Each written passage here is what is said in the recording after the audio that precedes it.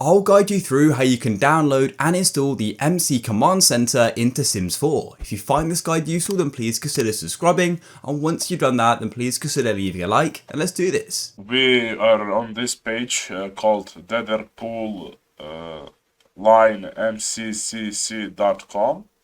We go into MCC downloads and we look for the latest release of MC Command Center. We press on this and wait for it to download.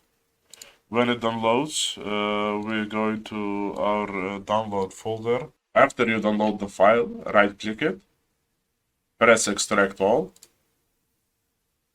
then press extract again, and that is it. You have extracted the file successfully. And we have all the files here, all the mods. We go into our Sims 4 folder. It's located in Documents, Electronic Arts, The Sims 4. We look for a folder called Mods. We double click and enter it. We right click and create a new folder. We name it MCC Mods, for example. And we open it.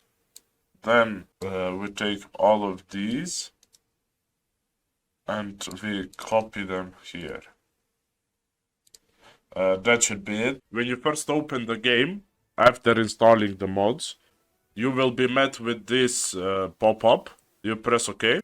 For some of you, it might not work straight away because you need to enable something in the game options section. To get there, you go to options, left click, then locate game options, left click again, look for other, it's second to last, and you make sure both of these are enabled by clicking on them. So you find a computer in your household, you press on it, then you select it on the computer,